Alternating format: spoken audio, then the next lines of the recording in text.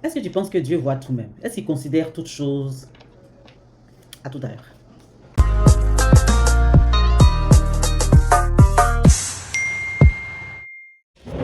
En fait, ce matin, j'ai médité dans le psaume 74.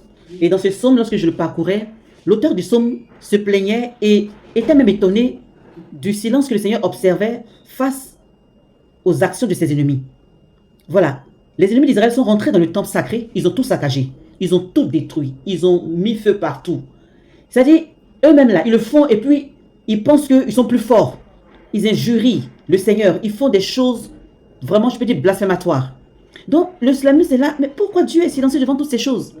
Mais en même temps, il rentre en lui-même et il se souvient tout simplement que ce Dieu en question, c'est lui qui a ouvert la mer et puis le peuple l'a traversé à sec. Et il le dit dans ce psaume que c'est lui Dieu qui a fait la nuit, qui a fait le jour. C'est lui Dieu qui a fait l'hiver, qui a fait l'été. Il se souvient de beaucoup de choses, beaucoup de prodiges que ce grand Dieu a fait. Mais pour cette situation particulièrement, Dieu est silencieux. Mon frère, ma soeur, le silence de Dieu ne veut pas dire que Dieu est faible. Ne veut pas dire que Dieu est d'accord avec ce que tu es en train de faire. Ne veut pas dire que Dieu a baissé dans sa sainteté pour accepter quelques péchés qu'on est en train de faire. Non, pas du tout. À un moment donné, le Seigneur cherche des cœurs pour lui. Et la parole de Dieu déclare que l'Éternel promène ses regards sur la terre et recherche des cœurs qui sont tout entiers à lui. Des cœurs qui lui sont entièrement consacrés. Des cœurs qui se sanctifient chaque jour. Des cœurs qui le craignent. Des cœurs qui le révèrent. C'est avec ces cœurs, en ces temps de la fin, que Dieu va apporter son jugement sur cette terre. Es-tu ce cœur que Dieu recherche? Es-tu ce cœur qui le révère?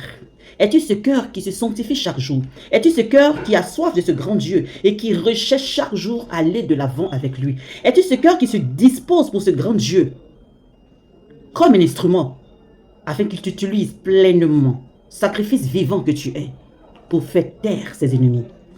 Le Seigneur n'a pas besoin que tu sois un adulte, tu sois un jeune et tout. Le Seigneur travaille avec tout le monde. Et même le fait de travailler avec des adultes, des jeunes gens, je vous assure, c'est un privilège qu'on doit saisir.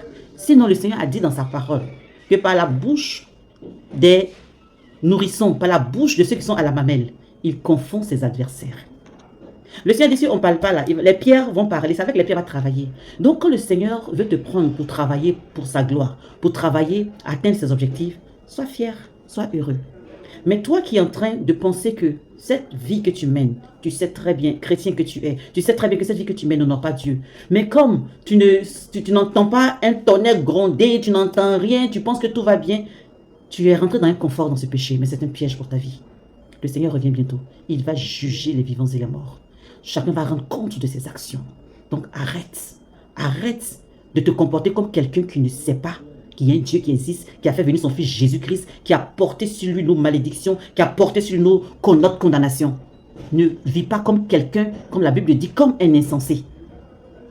Donc relève-toi et demande la force à ton Dieu de te repositionner car tu es un héros. Tu es un fils de Dieu. Tu es un fils du royaume. Alors tu dois mettre en valeur le standard divin. Tu dois mettre en valeur les valeurs de notre royaume, la cité céleste. Maintenant, vous qui ne connaissez pas le Seigneur, qui pensez que tout vous réussit très bien,